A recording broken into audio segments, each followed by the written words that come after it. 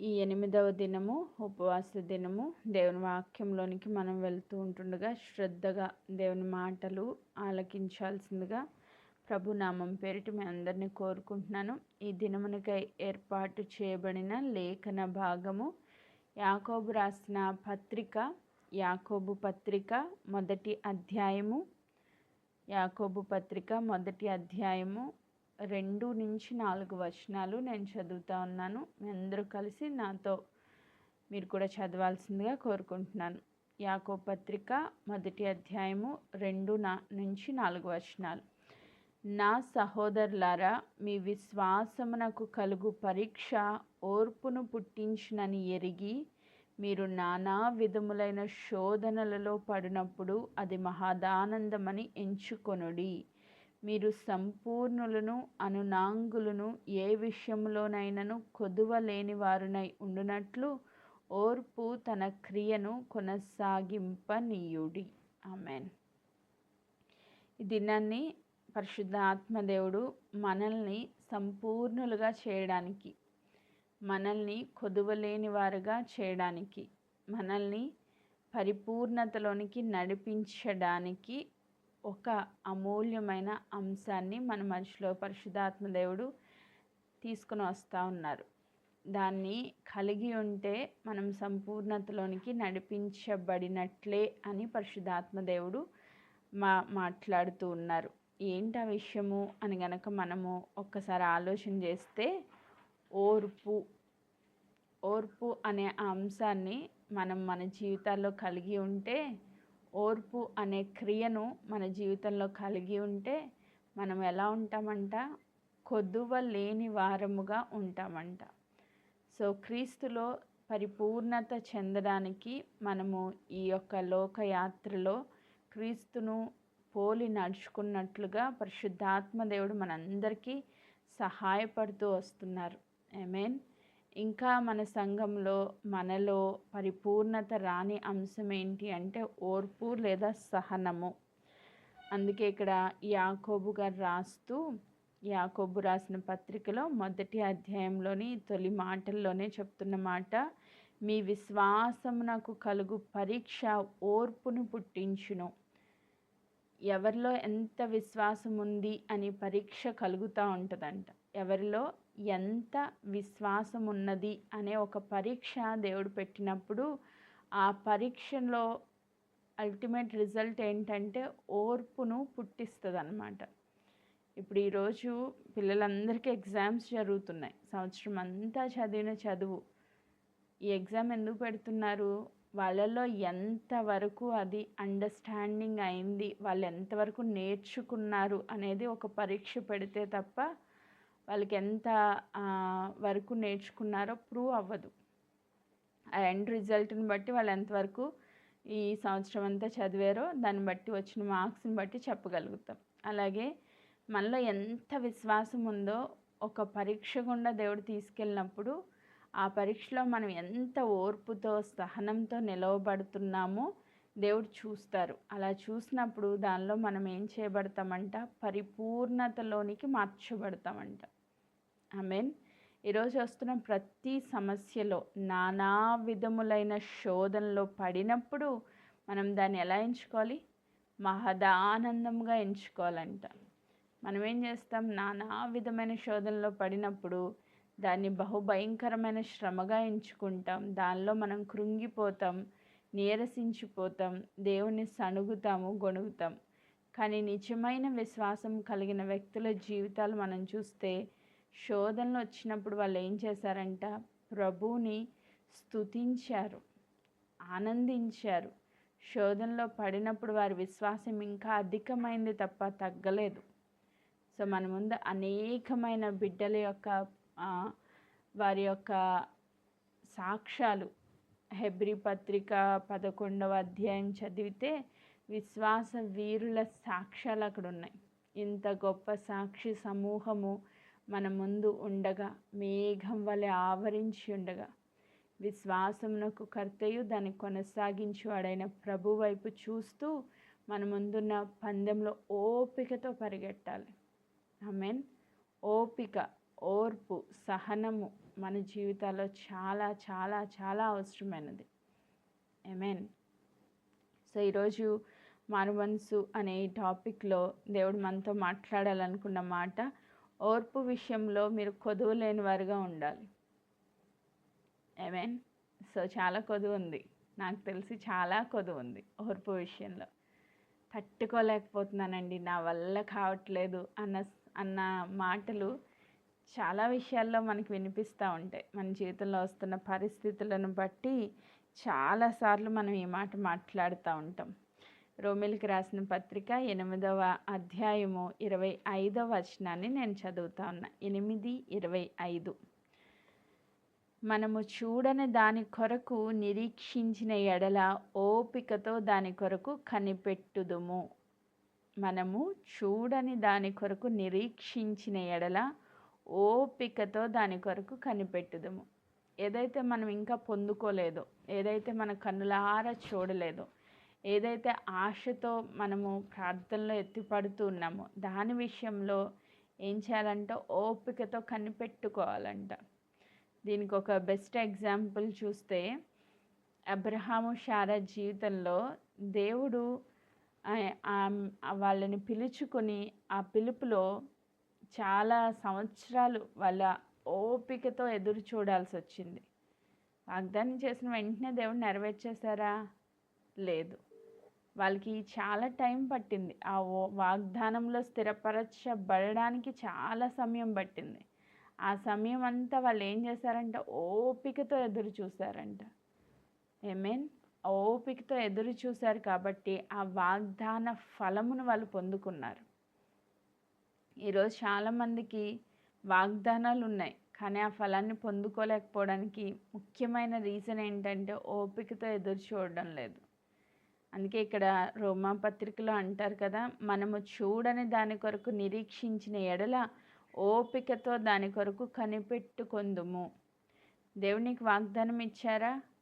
ఖచ్చితంగా వాగ్దానం నెరవేర్చుట కానీ శక్తివంతుడు, సమర్థుడు. ఆమేన్.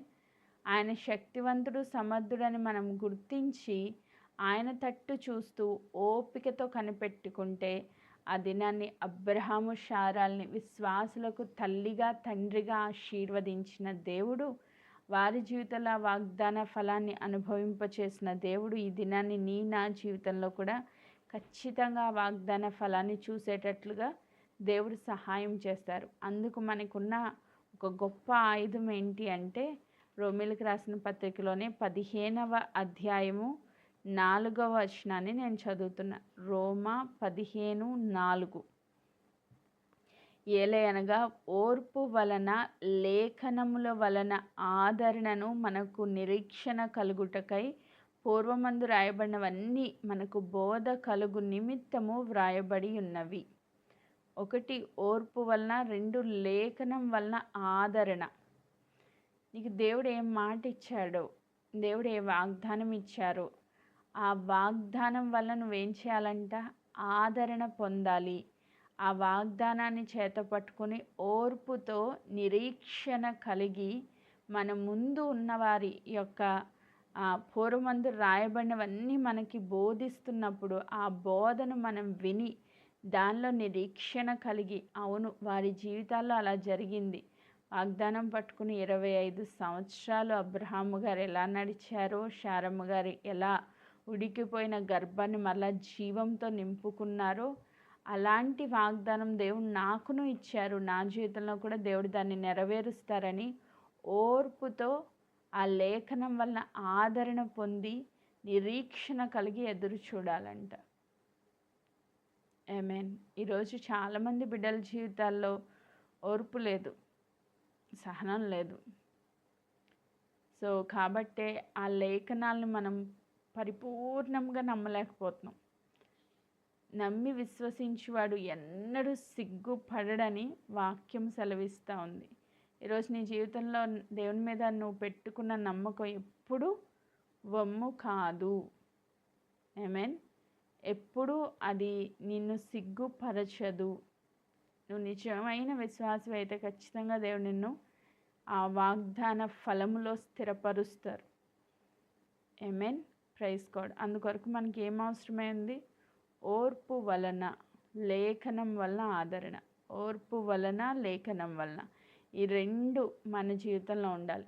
అంటే దేవుని వాగ్దానం పట్టుకోవాలి, అది నెరవేర్చబడేంత వరకు ఓర్పుతో ఎదురు చూడాలి, నిరీక్షణ కలిగి ఉండాలి. ఈ రెండు మన జీవితంలో ఉంటే సాతాను ఎన్ని కుయుక్తులు పన్నినా వాడి యొక్క అగ్ని బాణాలకి మనము స్థిరంగా నిలవబడగలుగుతాం, పడిపోం.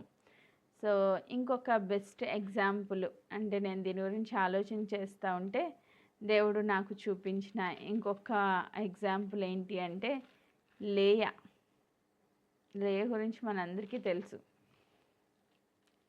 యాకోబుకి మొట్టమొదటిగా వివాహం చేసుకున్న స్త్రీ లేయా. తను ఏమైనా ఇష్టపడి పెళ్లి చేసుకున్నాడా అంటే లేదు. మామ మోసగించి యాకోబుకి 7 సంవత్సరాలు రాహేలు కోసం కొలువు చేస్తే రాహేలు బదులు లేయానిచ్చి వివాహం చేశాడంట. తెలియకుండా వివాహం చేసేసాడు. మరి లేయకు తెలీదా? లేయా ఎందుకొరకు ఇవ్వబడుతుందో అన్నీ ఆమెకు తెలుసు. యాకోబుకి తనంటే ఇష్టం లేదని తెలుసు, తన తండ్రి తను వదిలించుకోవడానికి పెళ్లి చేస్తున్నాడని తెలుసు. తను ఆ తండ్రి యొక్క ప్లాన్లో బలైపోయింది. చెప్పాలంటే తను ఇష్టపడి ఏమి వివాహం చేసుకోలేదు యాకోబు, తన్నేమి ప్రేమించలేదు. భయంకరంగా ఆ శ్రమను అనుభవిస్తూ వచ్చింది ఆమె.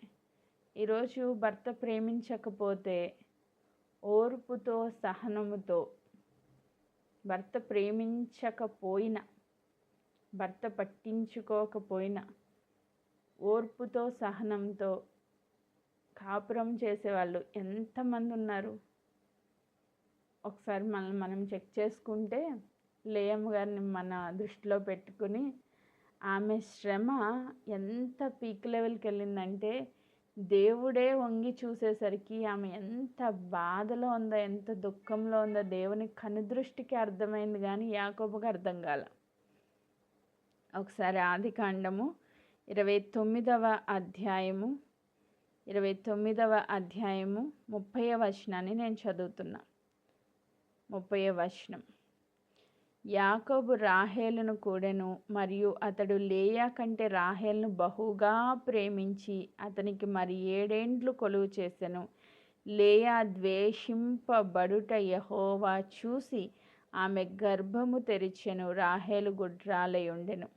లేయా గర్భవతి కుమార్ని కని యెహోవా నా శ్రమను చూసి ఉన్నాడు గనుక నా పెనిమిటి నన్ను ప్రేమించును గదా అనుకొని అతనికి రూబేన్ అని పేరు పెట్టాను.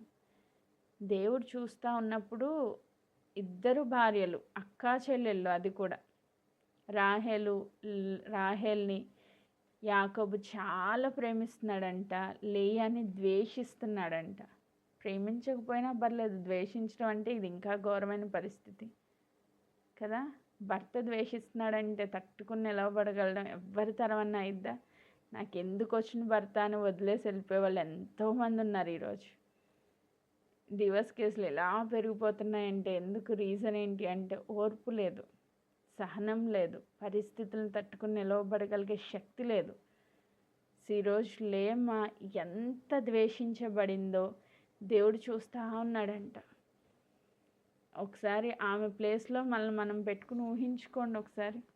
ఒకవేళ నీకే అలాంటి పరిస్థితి దేవుడు అనుమతిస్తే తట్టుకుని నిలవబడగలుగుతావా?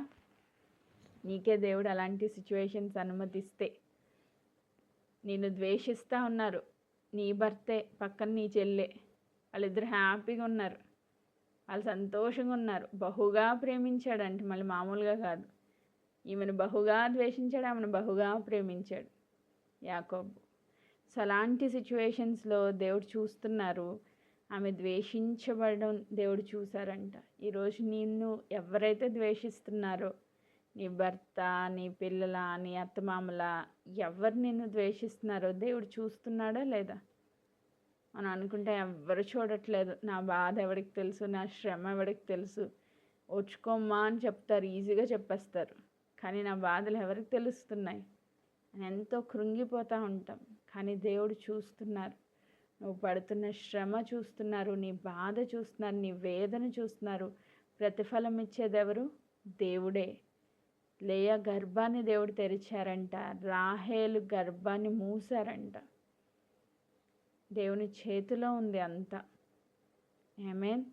ఆమె అప్పుడు అనుకుంటుందంట, ఈసారైనా నా భర్త నన్ను ప్రేమిస్తాడు, నేను నేను బిడ్డను కన్నాను కదా, నా భర్త నన్ను ప్రేమిస్తాడు అని. ప్రేమించాడా అంటే అస్సలు ప్రేమించలా. 33వ వచనంలో చదివితే, ఆమె మరలా గర్భవతి కుమారుని కని, నేను ద్వేషింపబడితినన్న సంగతి యెహోవా విన్నాడు గనుక ఇతనిని కూడా నాకు దయచేసి అనుకుని అతనికి షిమ్యోన్ అని పేరు పెట్టెను. సో నా శ్రమను దేవుడు చూశాడు. ఇప్పుడు నేను ద్వేషింపబడుతున్న సంగతిని కూడా దేవుడు చూశాడు. కాబట్టి నాకు ఇంకొక కుమారుని ఇచ్చాడు. షిమ్యోన్ అని పేరు పెట్టిందంట. మరలా ఆమె గర్భవతి అయి, ఈసారి నా పెనిమిటి నన్ను హత్తుకొని ఉండునని నేను అతనికి 3 కుమారులను కంటిని అనుకొని అతనికి లేవి అని పేరు పెట్టాను. వచ్చి హత్తుకుంటాడేమో అనుకుంది. హత్తుకున్నాడా? లేదు. సో ఆమె ట్రై చేస్తూ ఉంది. దేవుని వైపు చూస్తుంది, శ్రమ పడుతుంది, బాధపడుతుంది, ద్వేషింపబడుతుంది. ఆమెను తన భర్త హత్తుకోవడం లేదు, చాలా దూరం పెడుతున్నాడు. అయినా కూడా దేవుని తట్టు చూస్తూనే ఉంది. దేవా, ఈసారైనా ఎన్ని సంవత్సరాల నుంచి బాధపడుతున్నారో ఎంతోమంది బిడ్డలు మన గ్రూప్లోనే నాకు తెలిసి చాలామంది ఉన్నారు ఇలాంటి పరిస్థితుల్లో. భర్తలు ప్రేమించక, భర్తలు త్రాగుబోతులైపోయి భయంకరమైన సమస్యల్లో. నేనే చెప్పాను చాలామందికి, అమ్మ ఎందుకు వచ్చిందిలే వదిలేసేయండి అంటే వద్దు. ఓర్పుతో, సహనంతో ఎన్ని గొడవలు, సమస్యలు, కొట్లాటలు, భయంకరమైన శ్రమ అయినా కూడా ఓర్పుతో, సహనంతో భర్తలకి తట్టుకుని నిలవబడి ఈ దినానికి వారి గృహాలు కట్టుకున్న స్త్రీలు మన మధ్యలో ఉన్నారు. దేవునికే మహిమ. నిజంగా మనం ఆ బిడ్డల ఓర్పుకి దేవుడు ఖచ్చితంగా ప్రతిఫలం ఇస్తారు. ఆమేన్. ఒక్కొక్కసారి సిచ్యువేషన్ చూసి నాకే చాలా బాధ. ఎందుకు ఇన్ని శ్రమలు వీళ్ళకి, ఎందుకు ఇంత బాధ, ఇంత వేదన అని చాలా ఒక్కొక్కసారి వింటూ ఉంటే తట్టుకోలేని పరిస్థితులు. కన్నీరు కార్చడం తప్ప ఏమీ సహాయం చేయలేని స్థితిలో, ప్రార్థన తప్ప ఏమీ చేయలేని స్థితిలో నిస్సహాయాలుగా ఉండిపోతున్నాం ప్రభు అని ఎన్నోసార్లు ఏడ్చి ప్రార్థన చేసిన దినాలు ఉన్నాయి. ఆ బిడ్డల పరిస్థితులను చూసి నిజంగా భర్త ద్వేషిస్తే ఎంత దారుణంగా ఉంటుందో చూసి అనుభవించిన వాళ్ళకి మాత్రమే తెలుస్తుంది, చూసిన వాళ్ళకి అర్థం కాదు. నిజంగా ఇలాంటి పరిస్థితిలో కూడా లేయా నిలవబడిందంట. నిలవబడడానికి కారణం ఏంటి? ఆమెలో ఉన్న ఓర్పు, ఆమెలో ఉన్న సహనం. తద్వారా దేవుణ్ణి ఆమె స్తుతిస్తా నెక్స్ట్ కుమారుని కని 35వ వచనంలో ఆమె మరలా గర్భవతి కుమారుని కని ఈసారి యెహోవాను స్తుతించెదను అనుకుని యూదా అని పేరు పెట్టిందంట. అదే యూదా గోత్రపు కొదమ సింహముగా యేసుక్రీస్తు ప్రభు ఈ లోకానికి పరిచయం అయ్యారు. నువ్వు ద్వేషించబడుతూ ఉంటే, నువ్వు శ్రమ పడుతూ ఉంటే, ఆ శ్రమలో కూడా నువ్వు ఓర్చుకుని నిలవబడినప్పుడు నీలో నుంచి ప్రభు పుడతారు. ఆమేన్. నీలో నుంచి ప్రభు పుడతారు అంటే నీలో యేసుక్రీస్తు ప్రభు పుట్టడానికి ఇష్టపడతారు. నువ్వు అనేకులకు రక్షణకరంగా మార్చబడతావు. నీ ఓర్పు, నీ సహనం వ్యర్థము కాదు. లేయా జీవితాన్ని చూస్తే తన భర్త ఎప్పుడూ హత్తుకోలేదు, ఎప్పుడూ ప్రేమించలేదు. కానీ లేయాని దేవుడు ఎంతగా ప్రేమించారంటే ఇంచుమించుగా 7 ఆమె గర్భము ధరించి 7 ఆమె పిల్లల్ని కన్నది. 6 అబ్బాయిలు, 1 అమ్మాయి. 7 మెంబర్స్ని ఆమె కన్నది. ఆమె సంపూర్ణురాలుగా మార్చబడింది. దేవుని దృష్టిలో, మనుషుల దృష్టిలో కూడా యాకోబుకి లీగల్ హియర్గా, చట్టబద్ధమైన భార్యగా లేయానే మిగిలిపోయింది. రాహేల్ రాహేల్ అర్ధాంతరంగా మధ్యలోనే పోయింది. కానీ దేవుడు ఆమె శ్రమను చూశాడంట, ఆమె ద్వేషించబడడాన్ని చూశాడంట. ఆమెలో నుంచి యూదా గోత్రపు సింహంగా ఆయన రావడానికి ఇష్టపడ్డాడు. అలాగే లేవి గోత్రము, దేవుని హత్తుకునుండే గోత్రాన్ని కూడా దేవుడు తీసుకొచ్చారు. ఈరోజు నువ్వు ద్వేషింపబడుతున్నావు, నువ్వు సరైన రీతిలో ప్రేమను పొందుకోలేకపోతున్నావు. దేవుడు చూస్తున్నాడు. నువ్వు ఓర్పు పట్టు, సహనం పట్టు. దేవుడు నీకు అత్యధికమైన విజయాన్ని ఇస్తారు. రాహేల్ ఎంత ప్రేమ పొందినప్పటికీ ఆమె 2 బిడ్డల్ని కనగలిగింది యాకోబుకి. కానీ లేయా 7 మెంబర్స్ని ఆమె కనగలిగింది. అంటే దేవుని యొక్క కృప ఆమె ఎంత అత్యధికంగా పొందుకుందో మనం చూడగలుగుతాం. ఆమేన్. ఈరోజు ద్వేషింపబడుతున్న వాళ్ళందరి విషయంలో దేవుడు చూస్తున్నాడు, మీకు ప్రతిఫలం ఇస్తాడు, మీ ఓర్పుకి తగిన ప్రతిఫలాన్ని మీరు పొందుకుంటారు అని పరిశుద్ధాత్మదేవుడు జ్ఞాపకం చేస్తున్నారు. నా వల్ల కాదు ప్రభువా అని విడిచిపెట్టి వెళ్ళిపోయే వాళ్ళగా కాకుండా దేవుడు ప్రతిఫలం ఇస్తారని గుర్తెరిగి దేవుని సన్నిధిలో ఓర్పుతో సహనంతో మీ కుటుంబాలు కట్టుకోవాలి అని పరిశుద్ధాత్మదేవుడు బయలుపరుస్తూ ఉన్నారు. ఇంకా మనం చూస్తే ఓర్చుకున్న వాళ్ళ జీవితాలు ఎంత అద్భుతమైన ఫలాన్ని పొందుకున్నాయి. యోసేపును మనం చూడొచ్చు. తన సొంత అన్నలు భయంకరంగా ద్వేషించారంట. ఎందుకు ద్వేషించారు ఒకసారి మనం ఆలోచన చేస్తే, తన తండ్రికి వారి చెడుతనం గురించి చెప్తా ఉన్నాడంట. యోసేపు యొక్క మంచితనాన్ని వాళ్ళు తట్టుకోలేకపోయారు. అంటే మంచిగా ఉన్న కారణాన్ని బట్టి ఆయన ద్వేషించబడ్డాడు. ఇప్పుడు లేయా అంటే మంచిగా లేదు, జబ్బు, కండ్లు గలది, సంథింగ్ ప్రేమించలేదు అని అనుకోవచ్చు. కానీ యోసేపు దగ్గరికి వచ్చేసరికి ఆదికాండం 37వ అధ్యాయము 2వ వచనంలో మనం చదివితే, యాకోబు వంశావళి ఇది. యోసేపు 15 ఏండ్ల వాడై తన సహోదరులతో కూడా మందను మేపుచుండెను.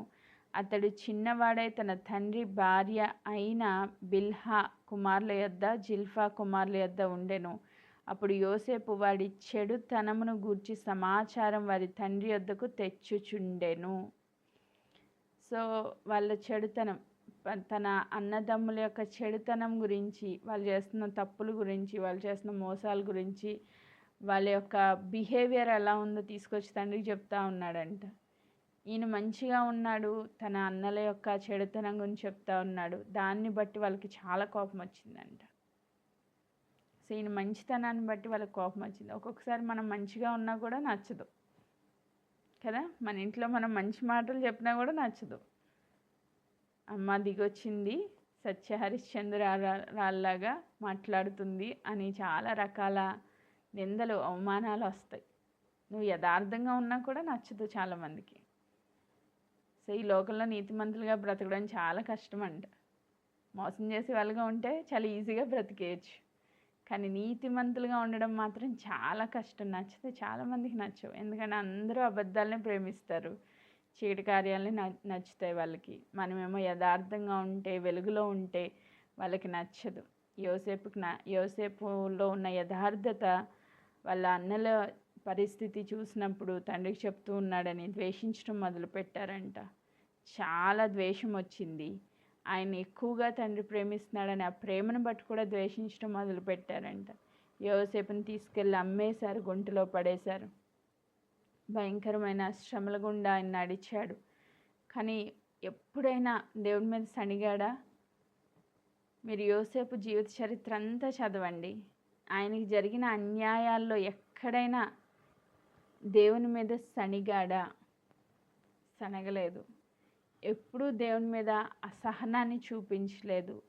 ఎప్పుడూ దేవునికి వ్యతిరేకంగా ఒక్క మాట కూడా మాట్లాడలేదు. తన జీవితంలో జరుగుతున్న ప్రతి పరిస్థితిలో ఓర్పుతో, సహనంతో ఎదురు చూశాడు. దేని కొరకు ఎదురు చూశాడు? దేవుడిచ్చిన ఆ దర్శన నెరవేర్పు కొరకు ఆయన ఎదురు చూశాడు. కాబట్టి దేవుడు ఆయన్ని ఎట్లా మార్చారంటే, అనేకుల పైన ఒక అధిపతిగా, ఐగుప్తు దేశానికి ఒక గొప్ప ప్రధానమంత్రిగా దేవుడు మార్చేశారు.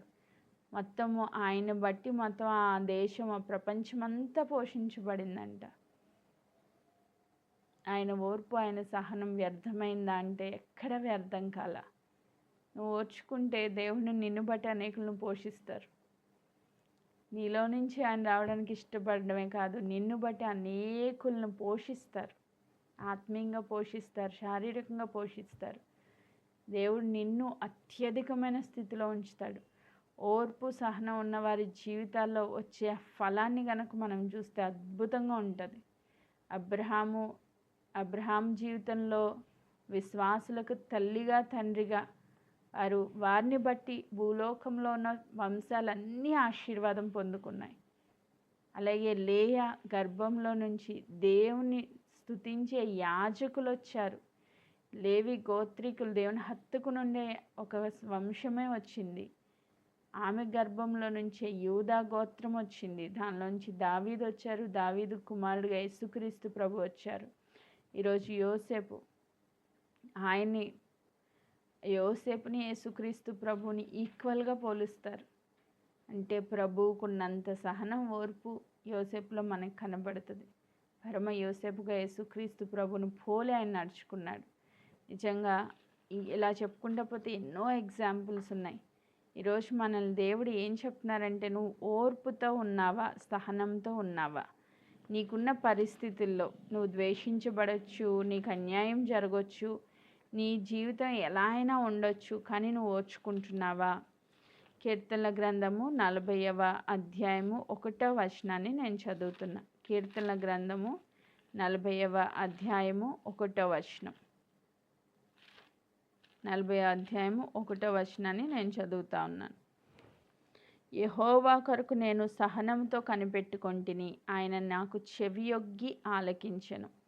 ఎలా కనిపెట్టుకుంటున్నాడంట? భక్తుడైన దావీదు చెప్తున్న మాట, యెహోవా కొరకు నేను సహనముతో ఓర్పుతో కనిపెట్టుకొంటిని, ఆయన నాకు చెవియొగ్గి ఆలకించుచున్నాడు. ఆయన నాకు చెవియొగ్గి ఉత్తరం ఇస్తూ ఉన్నాడు. ఆమేన్, ప్రైజ్ గాడ్. సో ఈరోజు ఎంతమంది బిడ్డలైతే ఓర్పుతో కనిపెట్టుకుంటున్నారో వారందరి జీవితాల్లో ఖచ్చితంగా దేవుని యొక్క సమాధానము వారు పొందుకుంటారు. ఆమేన్, ప్రైజ్ గాడ్. ఈరోజు దేవుని కొరకు కనిపెట్టుకున్న వాళ్ళైనా ఎవ్వడు సిగ్గుపడడు. దేవుని కొరకు కనిపెట్టుకొని ఉండే స్థితిలో మనం ఉండాలి అని దేవుని వాక్యము సెలవిస్తూ ఉంది. ఈ 40 డేస్లో నీకున్న పరిస్థితులు ఎలా ఉన్నప్పటికీ దేవుని సన్నిధిలో ఓర్పుతో కనిపెట్టుకుంటే దేవుడు ఖచ్చితంగా నీ ప్రార్థన ఆలకించి నీకు జవాబిచ్చే దేవుడిగా ఉన్నారని మరొకసారి జ్ఞాపకం చేస్తూ ఉన్నాను. హెబ్రీలకు రాసిన పత్రిక 10వ అధ్యాయము 32వ వచనాన్ని నేను చదువుతున్నా. అయితే మీరు వెలిగింపబడిన మీదట శ్రమలతో కూడిన గొప్ప పోరాటమును సహించిన పూర్వ దినములను జ్ఞాపకము చేసుకొనుడి. ఒక విధంగా చూస్తే మీరు నిందలను బాధలను అనుభవించుట చేత 10 మందిలో ఆరడపడితిరి. మరి ఒక విధముగా చూస్తే వాటిని అనుభవించిన వారితో పాలివారైతిరి. ఒక విధంగా చూస్తే నిందలను బాధలను అవమానాలను సహించి వారితో పాలివారైతిరి. మరి ఒక విధముగా చూస్తే వాటిని అనుభవించిన వారితో పాలివారైతిరి. ఎలయనగా మీరు ఖైదులో ఉన్న వారిని కరుణించి మీకు మరి శ్రేష్టమైనది స్థిరమైనదైన స్వాస్థ్యం ఉన్నదని ఎరిగి మీ ఆస్తి కోల్పోటకు సంతోషముగా ఒప్పుకొంటిరి. కాబట్టి మీ ధైర్యమును విడిచిపెట్టకుడి, దానికి ప్రతిఫలంగా గొప్ప బహుమానము కలుగును. ఆమేన్. 36వ వచనం ఒకసారి అందరూ కలిసి చదువుదాం. మీరు దేవుని చిత్తమును నెరవేర్చిన వారై వాగ్దానము పొందు నిమిత్తం మీకు ఓరిమి అవసరమై ఉన్నది. చాలామంది బిడ్డలు భక్తుల జీవితాలు చూస్తే వెలిగింపబడి అనేక శ్రమలతో కూడిన పోరాటాలు పోరాడి వాళ్ళు సహించుకున్నారంట. ఆ సహించిన కారణాన్ని బట్టి వాళ్ళకి గొప్ప ప్రతిఫలం దొరికింది. మనం చూస్తే అందరు భక్తుల జీవితాల్లో, అపోస్తుల జీవితాల్లో వాళ్ళందరూ అనేక శ్రమలు అనుభవించారు. తద్వారా వాళ్ళు పొందుకున్న ప్రతిఫలం చాలా గొప్పది. అయితే మీరు దేవుని చిత్తమును నెరవేర్చిన వారే వాగ్దానం పొందు నిమిత్తం మీకేం అవసరం? ఓరిమి అవసరం. ఆమేన్. ఇంకా కొంచెం కాలం, ఇంకా కాలం బహు కొంచెముగా ఉంది, వచ్చి ఆలస్యం చేయకొచ్చును. నా ఎదుట నీతిమంతుడైండు వాడు విశ్వాస మూలంగా జీవించును కానీ అతడు వెనుక తీసిన ఎడల అతని యందు నా ఆత్మకు సంతోషము. ఇంకా దేవుడు కొంచెం కాలంలో వస్తున్నాడు, ఆయన త్వరగా రాబోతున్నాడు. ఒక దినాన్ని నీకు ఇచ్చే ప్రతిఫలము చాలా గొప్పది. ఈరోజు నేను ఓర్పుగా ఉన్నాను, సహనంగా ఉన్నాను, నాకేం దొరికిందండి అని నువ్వు అడగొచ్చు, మనం అడగొచ్చు. కానీ ఒక దినాన్ని దేవుడు ఖచ్చితంగా నీతిగల న్యాయాధిపతి ఆయన. నువ్వు పెట్టిన ఓర్పుకి, నువ్వు కార్చిన కన్నీరికి ఒక దినాన్ని ఖచ్చితంగా నీకు ప్రతిఫలం దేవుడు ఇవ్వబోతా ఉన్నారు. ఆమేన్. సో దేవుని యొక్క న్యాయ తీర్పులో మనం పొందే బహుమానాలు అత్యధికంగా ఉంటాయి. ఈ లోకంలో ఒకవేళ శ్రమ కలిగినప్పటికీ ఆ శ్రమలు కొంచెము కాలమే అని మనం గుర్తెరిగి ఓర్పుతో సహనంతో దాన్ని తట్టుకొని నిలవబడగలిగితే ఖచ్చితంగా మీ ధైర్యాన్ని విడిచిపెట్టొద్దు. మీరు దానికి ప్రతిఫలంగా పొందబోయే బహుమానం బహు గొప్పది అని వాక్యం సెలవిస్తుంది. బహు గొప్పది. ఆమేన్. ఈరోజు ఆ గొప్ప బహుమానం పొందుకోవాలని ఎంతమందికి ఆశ ఉంటే అంతమంది జీవితాల్లో ఏముండాలంట? ఓర్పు కలిగి ఉండాలంట. ఆమేన్. ఓర్పు కలిగిన వారందరి జీవితాల్లో బహుమానాలు గొప్పగా ఉంటాయి. నెక్స్ట్ యాకోబు రాసిన పత్రిక 5వ అధ్యాయము 7 నుంచి నేను చదువుతున్నా. యాకోబు పత్రిక 5వ అధ్యాయం 7వ వచనం. సహోదరులారా, ప్రభు రాకడ వరకు ఓపిక కలిగి ఉండుడి. ఎంతవరకు? ఎన్ని రోజులండి ఈ శ్రమలు? ఎంతవరకు నేను ఓపిక పట్టాలి? నా వల్ల కావట్లేదు అని మీరంటే ఇక్కడ యాకోబు భక్తుడు చెప్తున్నాడు, ప్రభు రాకడ వరకు ఓపిక కలిగి ఉండుడి. చూడుడి, వ్యవసాయకుడు తొలకరి వర్షంను కడవరి వర్షంను సమకూడు వరకు విలువైన భూఫలం నిమిత్తం ఓపికతో కాచుకొనుచు దాని కొరకు కనిపెట్టును గదా. ఈ వ్యవసాయం చేసే వ్యక్తి విత్తనం విత్తగానే ఫలం వచ్చేస్తుందా? రాదు. మరి తొలకరి వర్షం పడగానే పంట వచ్చేస్తుందా చేతికి? మొలకలు మాత్రమే వస్తాయి. ఆ మొలకలు ఎదగాలి, అది గింజ పట్టాలి, అది ఫలించాలి, అది వడ్లుగా మార్చబడాలి, దాన్ని కొయ్యాలి, దాన్ని కూర్చాలి. తొలకరి వర్షం కడవరి వర్షం సమకూర్చబడేంత వరకు ఓపికతో కాచుకోవాలంటే దానికోసం, ఆ భూఫలము కోసం కొన్ని దినాలు వాళ్ళు ఎదురు చూడాలి. సో నువ్వు కూడా ఈరోజు ఓపికగా ఉన్నావు, నీకున్న శ్రమల్లో ఓర్చుకుంటా ఉన్నావు, దానికి ఖచ్చితంగా ప్రతిఫలం ఒక దినాన్ని నువ్వు చూస్తావు. ఆమేన్. ఓర్చుకున్న వారందరి జీవితాల్లో ఒక దినాన్ని ప్రతిఫలం చూస్తారు. అంతవరకు మనం దాని కొరకు కాచుకుని కనిపెట్టుకుని ఉండాలంట. 8వ వచనం. ప్రభు రాక సమీపించి ఉన్నది గనుక మీరును ఓపిక కలిగి ఉండుడి, మీ హృదయములను స్థిరపరచుకొనుడి. ఈరోజు మన హృదయాలతో మనం చెప్పాల్సిన మాట, మన మనసులో మనం ఫిక్స్ అవ్వాల్సింది ఏంటి అంటే, ఇంకా కొంచెం దినాలే మన ముందున్నాయి. ఆల్రెడీ 40+ అయిపోయాం, 40s వచ్చేస్తున్నాయి. చాలామంది 50+, 60+ కూడా ఉన్నారు మన దగ్గర. ఇంకెన్ని దినాలు మనం ఈ భూలోకంలో ఉండేది? మహా అయితే ఒక 10 years, 20 years, 30 years, అంతకన్నా ఏముండవు. సో ఇంకా కొన్ని దినాలు మాత్రమే. ఈ జీవిత యాత్ర చాలా చిన్నది. ఈ కొద్ది దినాలు మనం ఓపిక పట్టుకుంటే, శ్రమలైనా కష్టమైనా ఓర్చుకుంటే దానికి ప్రతిఫలం చాలా గొప్పగా ఉంటుందంట. అలా ఉంటుంది అని మన హృదయాన్ని స్థిరపరుచుకోవాలంట. మనం హృదయంలో ఫిక్స్ అయిపోయామనుకోండి, ఎంత బాధైనా ఈజీగా గెయిన్ చేయగలుగుతాం. మనం ఫిక్స్ అవ్వలేదనుకోండి, అమ్మ నా వల్ల కాదు అన్న మాట ఎక్కువగా వినిపిస్తూ ఉంటుంది. ఏం కాదులే, దేవుడు నా శ్రమ చూస్తున్నారు, నాకు ప్రతిఫలం ఇస్తారు అని మనం గనక ఫిక్స్ అయిపోతే, హృదయాన్ని స్థిరపరచుకుంటే ఖచ్చితంగా మన శ్రమలను మనం జయించగలుగుతాం. ఆమేన్. 9వ వచనంలో అంటారు, సహోదరులారా, మీరు తీర్పు పొందకుండు నిమిత్తము ఒకరి మీద ఒకడు సనుగు కొనుకుడి. ఈ సనుగుడు అనే పాపము ఓర్పు లేకుండా ఉండడానికి, ఓర్పు సహనం లేదు మన జీవితంలో అనడానికి ఒక సైన్ అన్నమాట, ఒక సింబల్. నువ్వు ఎక్కువగా నీ నీ నీ జీవితంలో ఉన్న పరిస్థితిని బట్టి సనుగుతున్నావు అంటే నీలో ఓర్పు లేదు అని అర్థం. అందుకే ఇక్కడ యాకోబు భక్తుడు చెప్తున్నాడు, ఒకరి మీద ఒకళ్ళు సనగొద్దు. ఆ సనుగుడు దేవుని యొక్క కృప నుంచి మనం రాలిపోయేటట్లుగా చేస్తుంది. సో సనుక్కోవద్దు.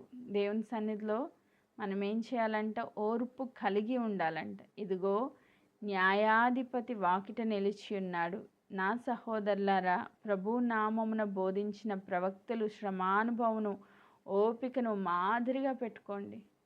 మీ ముందు ఎంతోమంది భక్తుల జీవితాలు ఉన్నాయి, ఓర్చుకున్న వాళ్ళు ఎంతోమంది ఉన్నారు.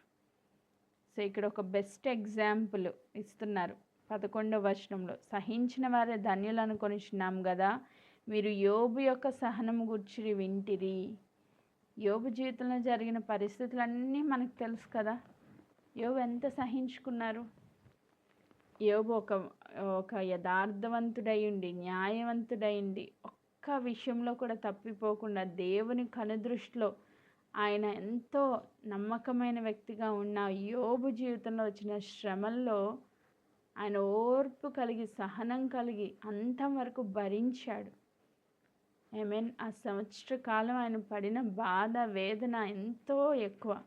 అలాంటిది ఆయన ఇప్పుడు ఈ ధన్యుడిగా మన మధ్యలో యోబు ఎంతో గొప్ప ఓర్పుకు, సహనానికి ఒక నిదర్శనంగా, ఒక ఎగ్జాంపుల్గా నిలవబడ్డాడంట.